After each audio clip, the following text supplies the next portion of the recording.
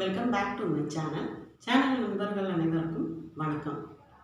எனக்கு சூப்பரான ஒரு ஸ்நாக்ஸ்னு கூட சொல்லலாம். அல்லது சாதத்துக்கு பக்கத்தில் காய் எதுவுமே செய்யலை அப்படின்னா பக்கத்தில் நல்லா பொரிச்சு வச்சு சாப்பிட்றதுக்கு ரொம்ப சூப்பராக இருக்கும். பெரும்பாலும் குழந்தைங்க பார்த்திங்கன்னா காய்கறியை தவிர இந்த மொறு கருவருன்னு வச்சு சாப்பிட்றதுக்கு ரொம்ப ஆசைப்படுவாங்க. அப்படி உள்ள ரெசிபி தான். ஆனால் அதுக்கு நம்ம கூழ் காய்ச்ச போகிறதில்ல, எதுவுமே பண்ண போகிறதில்ல. என்ன பண்ண போகிறோம் அப்படின்னா, சாதம் நேற்று வச்சது கொஞ்சம் மீதமாயிடுச்சு. சாதத்தை மீதமான பழைய சாதத்தில் சூப்பரான ஒரு வடாம் தான் பண்ண போகிறோங்க. வீடியோவை ஸ்கிப் பண்ணாமல் பாருங்கள். முதல் போட்ட வீடியோவில் நான் லாஸ்ட்டாக இந்த பழைய சாதம் என்ன பண்ணினேன் அப்படிங்கிறத நான் காமிச்சிருப்பேன். அந்த வீடியோவோட லிங்க்கை நான் ஃபஸ்ட்டு கமெண்டாக பின் பண்ணி வைக்கிறேன். அந்த வீடியோ போய் பாருங்கள். அதோட தொடர்ச்சி தான் இது. அந்த பழைய சாதத்தை சூப்பரான ஒரு மொறு வடாம் செஞ்சு 2 நாளில் ரெடி பண்ணி நீங்கள் சாப்பிட்டு பாருங்கள். ரொம்ப சூப்பராக இருக்கும். கம்மங்கூழோட இந்த வெயில் காலத்துக்கு நல்லா கம்மங்கூழ் ரெடி பண்ணி இந்த மொறுன்னு இந்த பழைய சாதத்தில் செஞ்ச வடாமை பொரித்து சாப்பிட்டு பாருங்கள். ரொம்ப சூப்பராக இருக்கும். தொடர்ந்து வீடியோவை ஸ்கிப் பண்ணாமல் பாருங்கள். தொடர்ந்து சப்போர்ட் பண்ணுங்கள். இது வரைக்குமே சப்போர்ட் பண்ணிகிட்டு இருக்கிற ஃப்ரெண்ட்ஸ் அண்ட் ஃபேமிலி எல்லாத்துக்குமே ரொம்பவே நன்றிங்க. வீடியோவை ஸ்கிப் பண்ணாமல் பாருங்கள், லைக் பண்ணுங்கள், நண்பர்களுக்கு ஷேர் பண்ணுங்கள், நம்ம சேனலை சப்ஸ்கிரைப் பண்ணுங்கள். சப்ஸ்கிரைப் பண்ணும்போது ஆகிற பெல் பட்டனோட சப்ஸ்கிரைப் பண்ணிக்கோங்க. அப்போ தான் நான் போடக்கூடிய வீடியோஸ் எல்லாம் உடனுக்குடனே நோட்டிஃபிகேஷனில் கிடைக்கும். வாங்க இப்போ மீதமான சாப்பாட்டில் தண்ணி ஊற்றி வச்சு அதை எப்படி நான் வடாம் பண்ணினேன் அப்படிங்கிறதையும் அந்த வடாம் நான் பொரிச்சும் காமிச்சிட்டேன். வீடியோவை கடைசி வரைக்கும் பார்த்தீங்கன்னா உங்களுக்கே தெரியும். ரொம்ப சூப்பரான வடாங்க. டக்குன்னு ஒரே நாளில் உங்களுக்கு ரெடி ஆகிடும். அவ்வளோ சூப்பராக இருக்கும். வாங்க வீடியோக்குள்ளே போகலாம். நேற்று சாப்பாடு வீட்டில் யாருமே சாப்பிடலை. வெயில் அடிக்கிறதுனால பசி இல்லைன்னு சொல்லிட்டாங்க. அதனால் நைட்டு சாப்பாட்டில் தண்ணி ஊற்றி வச்சுருந்தேன். அந்த தண்ணியை ஒரு பாத்திரத்தில் எடுத்து வச்சுக்கிட்டேன். தாகமாக இருந்துச்சுன்னு சொன்னால் அந்த தண்ணி குடித்தோம் அப்படின்னா கொஞ்சம் நல்லா தாகம் தீரும். இப்போ பானையில் கொஞ்சமாக தண்ணி இருக்குது. அதனால் நல்லா பிழிஞ்சிட்டு ஒரு தட்டில் அந்த சாதத்தை எடுத்து வச்சுக்கலாம். கொஞ்சம் கூட தண்ணி இல்லாமல் நம்மளால் முடிஞ்ச அளவுக்கு அதை பிழிஞ்சு எடுத்துக்கோங்க. இதுவே நீங்கள் குக்கரில் சாப்பாடு செய்வீங்க அப்படின்னா நைட்டு நீங்கள் தண்ணி ஊற்றி வைக்கணும்னு அவசியம் இல்லை.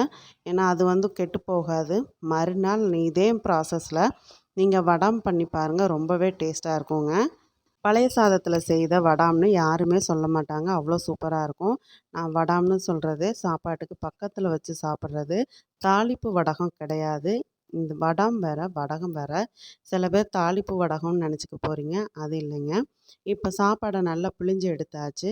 பெரிய வெங்காயத்திலே கொஞ்சம் சின்ன சின்னதாக உள்ளதை ஒரு 4 பெரிய வெங்காயமும், ஒரு 15 சின்ன வெங்காயமும், 3 பச்சை மிளகாயும், 2 கொத்து கருவேப்பிலையும் எடுத்துருக்கிறேன். இப்போ பச்சை மிளகாயை நம்ம 1, 2ஆக கீறி விட்டு மிக்ஸி ஜாரில் சேர்த்துக்கலாம். அதே மாதிரி வெங்காயமும் 1, 2ஆக நமக்கு கீறி விட்டு மிக்ஸி ஜாரில் சேர்த்துக்கோங்க. ரொம்ப நைஸாக அரைக்கணுங்கிறது கிடையாது. அதே சமயத்தில் ரொம்பவும் திப்பி திப்பியாக இல்லாத அளவுக்கு பார்த்துக்கோங்க. அதாவது சதைச்ச மாதிரி இருக்கணும். அம்மியில் வச்சு நம்ம தட்டினா எந்த மாதிரி இருக்குமோ அந்த மாதிரி எடுத்துக்கோங்க. இந்த மாதிரி வெங்காயம், பச்சை மிளகா, இந்த கருவேப்பிலெல்லாம் சேர்க்கறதுனால இன்னுமே அந்த வடாம் நல்லா காரசாரமாக ரொம்ப சூப்பராக இருக்கும். இந்த வெயில் காலத்தில் கம்மங்கூழுக்கு, இந்த பழைய சாதத்துக்கு அல்லது மோர் சாதத்துக்கெல்லாம் வச்சு சாப்பிட ரொம்ப நல்லா இருக்குங்க.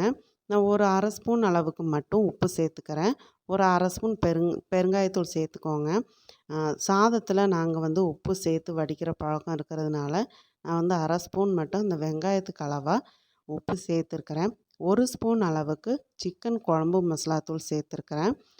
இது கூடவே ஒரு 4, 5 பல் பூண்டும் சேர்த்துக்கோங்க. இப்போ இந்த மாதிரி 1, 2ஆக சதைச்சதுக்கப்புறம் ரொம்பவும் திப்பியாக இருக்குது அப்படின்னு நினச்சிங்கன்னா இந்த ஸ்பூனில் கலந்து விட்டு இன்னொரு சுற்றி எடுத்துக்கோங்க. எடுத்துட்டு அப்படியே இந்த சாதத்தில் கொட்டிடுங்க. வெங்காயத்தில் இருக்கிற தண்ணி மட்டுமே போதும். ரொம்ப சாதத்தில் நீங்கள் தண்ணி இருந்துச்சு அப்படின்னு சொன்னால் வடாம் செட் ஆகாது. உதிரி உதிரியாக ஆயிரும். காஞ்சதுக்கப்புறம் அப்படியே உதிர்ந்து போயிடும். வடாம் மாதிரி பொரிஞ்சு வராது. இப்போ ஒரு 1/2 ஸ்பூன் அளவுக்கு சோம்பு சேர்த்துக்கிறேன். 1 ஸ்பூன் அளவுக்கு மஞ்சள் தூள் சேர்த்துக்கிறேன். சேர்த்துட்டு சாப்பாடை போட்டு ரொம்ப போட்டு பிசையாமல் அந்த மசாலாலாம் ஒன்று போல் கலந்து வர்ற மாதிரி ஓரங்களில் இந்த மாதிரி எடுத்து விட்டு கலந்து விடுங்க. கையில் பிசையக்கூடாது. பிசைஞ்சிட்டோம் அப்படின்னா ரொம்பவும் கூழ் மாதிரி ஆகிடும். இந்த மாதிரி நல்லா கிளறி விட்டுக்கோங்க. எல்லா பக்கமும் அந்த மசாலா சேர்கிற மாதிரி கிளறி விட்டுக்கோங்க. நீங்களும் இதே மாதிரி ட்ரை பண்ணி பாருங்கள். சாப்பாடு மிச்சமாயிருச்சு அப்படின்னு சொன்னால் இந்த மாதிரி ட்ரை பண்ணி பாருங்கள். நம்ம பொரியலெல்லாம் பண்ண முடியாத நேரத்தில் இதை பொரித்து வச்சு நம்ம சாப்பிட்டுக்கலாம். டப்பாவில் ஸ்டோர் பண்ணி வச்சிட்டோம் அப்படின்னு சொன்னால் எவ்வளோ நாள் ஆனாலும் கெட்டு போகாது. இப்போது ஒரு தாம்பலத்தை நல்லா கழுவிட்டு தொடச்சிக்கோங்க. தொடச்சிட்டு இந்த மாதிரி நமக்கு எவ்வளோ சைஸுக்கு வேணுமோ அந்த வில்லைகளாக நம்ம இந்த மாதிரி கிள்ளி கிள்ளி வச்சிடலாம். ரொம்பவும் பெரிய பெரிய வில்லைகளாக இருந்தால் ஒரு 2 நாள் டைம் எடுக்கும் காயறதுக்கு. அதனால் கொஞ்சம் மீடியமான வில்லைகளாக நம்ம இப்படி கையில் கிள்ளி கிள்ளி வச்சிட்டோம் அப்படின்னு சொன்னால் ஒரே நாளில் காஞ்சிடும். இப்போ நான் சாதத்தை எல்லாமே இந்த மாதிரி தட்டில் கிள்ளி வச்சுட்டேன். இப்போ வெயிலையும் போய் காய வச்சாச்சு. அதாவது இது வந்து கரெக்டாக திங்கக்கிழமை வச்சேன். புதன்கிழமை பார்த்திங்கன்னா சூப்பராக ரெடி ஆகிடுச்சு. எங்கள் வீட்டில் கீழே எதுவுமே காய வைக்க முடியாது குட்டிகள் இருக்கிறதுனால. புதன்கிழமை பாருங்கள் நல்ல மொறு மொறுன்னு காஞ்சிருச்சு, கொஞ்சம் கூட ஈரம் இல்லாமல்.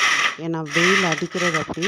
இப்போ நான் இதை பொரிச்சும் உங்களுக்கு காமிக்கிறேன் பாருங்கள். இந்த வெயில் நேரத்தில் நம்ம தேவையான வத்தல் வடாமெல்லாம் செஞ்சு வச்சிட்டோம் அப்படின்னா குளிர்காலங்களில் நமக்கு பக்கத்தில் வச்சு சாப்பிட்றதுக்கு ரொம்ப நல்லாயிருக்கும்.